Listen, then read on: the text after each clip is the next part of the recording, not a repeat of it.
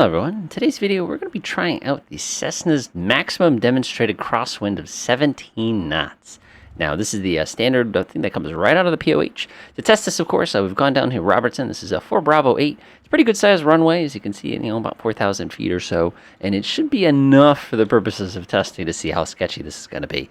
Now, one thing everybody knows is the most biggest danger you have of the crosswind, obviously going off the runway, is it can be alleviated by using really aggressive aileron control, and we'll take a look at that one put on the ground. So let's go ahead and give this a try. So first thing I want to do is I'm going to go ahead and set my heading bug for the runway heading here, so I have a kind of a visual reference. Again, this wind is going to be making it very miserable to try to climb. So go ahead and set that right there. Looks delightful. So now what I'm going to do is I'm going to go up here. I'm going to go set my wind up. Click here. Let's see here. I believe a crosswind is going to be, ooh boy, look at that. Wind from the west at, let's call it 290. Looks pretty good. 290, and we'll go ahead and set the speed to the maximum demonstrated, which is 17. Obviously, in the real world, you're going to have gusts. Oh, God, that's just major gusts. But for today, we're going to keep it simple. We're just going to do 290, which is a true crosswind, 17 knots, which is a pure crosswind for a poor little Cessna here. So we can see exactly how difficult this is going to be. So first things first, when you're dealing with winds like this, I've done tutorial videos before as far as crosswind takeoffs and landings. The big thing is we've got to keep the upwind leg wing down. So if the wind is coming from our right, we've got to be tipping everything to the right in order to safely land this sucker. Because if we don't do that, as soon as we get on the ground, that front wheel right here is actually going to lift off the ground as we start to put some weight on it and start losing airspeed. So you have to be tremendously careful. So anyway, let's go ahead and give it a try. So I'm going to go ahead and stick my aileron all the way to the right. I'm going to go ahead and release my parking brake, go ahead and give it full throttle. So the trick here is, and it's relatively straightforward, is when we're accelerating here, what we want to actually do is we want to slowly back the aileron out as we start getting a little bit more directional control here. The other thing you want to do is you want to make sure you leave the ground at a slightly higher speed than you normally do. So instead of 55, try 60. All right, I feel the aircraft starting to get a little stick there. Look at how nasty that windsock is. I looked away, I shouldn't have. Starting to pull to the right a little bit, and we're just going to come up and immediately let the aircraft crab itself directly into the wind here. So since the wind is coming out of a true 10, we're just going to go ahead and give ourselves a couple degrees to the right here in order to compensate. And again, if I look over the ground here, you can see we are getting blasted. So I'm going to let the nose come down. Obviously, we don't want to stall on the way up.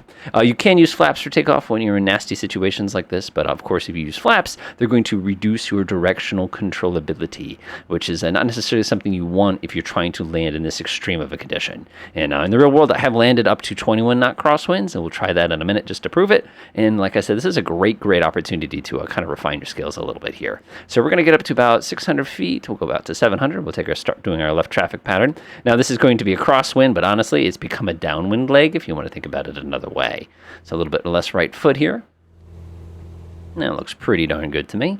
And again, we just want to kind of come around. The wind is going to be blasting us so fast that we're basically going to pull our crosswind leg directly into a downwind leg here. If we were to just kind of hold it out and kind of head towards the east there, what would happen is that wind would end up basically taking us away. So I'm going to grab this turn. I'm actually going to use 30 degrees of bank, which is very naughty, but it's the only way we're ever going to be able to get this thing up to altitude. It's the only way we're going to be able to stay somewhat close to the runway. Okay, so that looks pretty good so far. We need to get up to about 1,200 feet, like I said, so we'll continue climbing. There's the highway, there's the airports. Kind of swing to the right just a teeny tiny bit, and like I said, you just will not believe how tricky this is going to be to actually keep the plane safe in the center of the runway. That's really where the challenge is going to be. Not getting it on the ground. Trust me, you'll get it on the ground one way or the other, but being able to safely actually control it after we get on the ground. So here's what we're going to do. We're going to land. We're going to use flaps 20 today in order to make it a little bit safer for us. When we hit the ground and we know all of our tires, we're going to make sure we deflect our controls into the direction of the wind again. If we don't do that, like I said, you run that risk of one of those tires lifting off the ground, and then you lose directional controllability, and guess what? You end up in the woods somewhere, or in our case, we'll probably end up in the woods, or you end up breaking a couple lights. So be careful with that. All right, we're coming down now. We're going to go ahead and drop the first notch of flaps. Looks groovy. I like it. I like it a lot. Kind of slowly come down. Man, that wind has just got us. I'm going to come to the right a little bit. What I'm using is a little stream kind of off the compass right there, and I'm just kind of flying the plane to keep that stream somewhat in the same position on the little dashboard there. Looks pretty good. Oh man, we're getting blasted away here.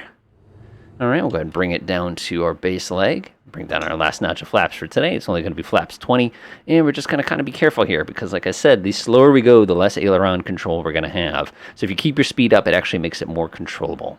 All right, we're now facing basically right into the wind. It's hitting us at a bit of an angle here, so it's going to be a very long base leg. I'm actually increasing my power here because it's just going to take forever to get back over to the runway. And again, this is like what I was saying a minute ago. You have to kind of be mindful of this. When we go to take this turn, we got to take it fairly aggressively because, like I said, the wind will just drag us right back to the left here.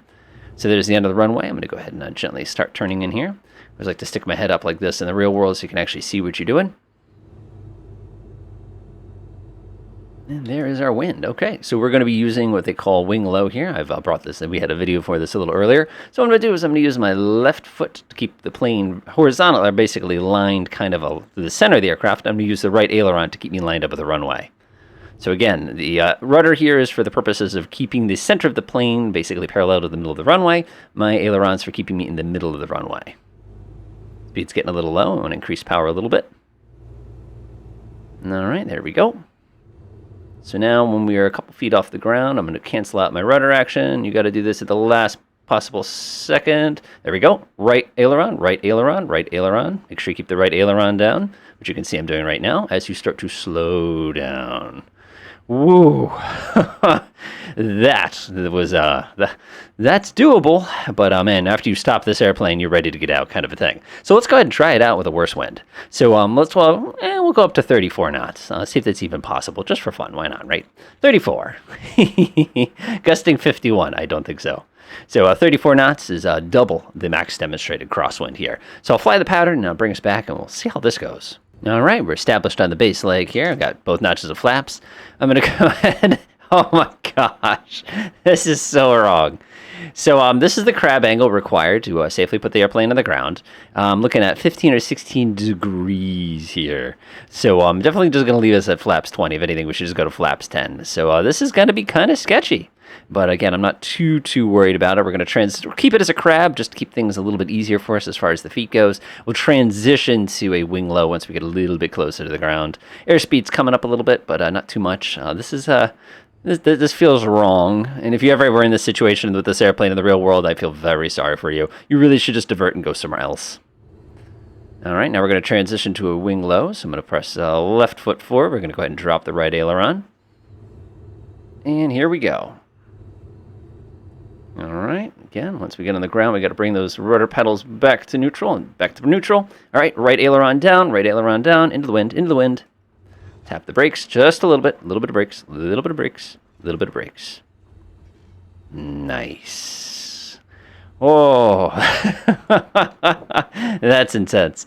All right, hopefully this video is helpful as far as showing you what this aircraft is capable of. We tested it in both 17 knot, which is max demonstrated, and 34 knot, which is double max demonstrated, and showed you can control. I will say, for me in the real world, I think 17 knots is probably enough, but I'm sure there's people out there who land in 45 knots, and God bless you, because I have no idea how you keep the plane on the runway. Enjoy.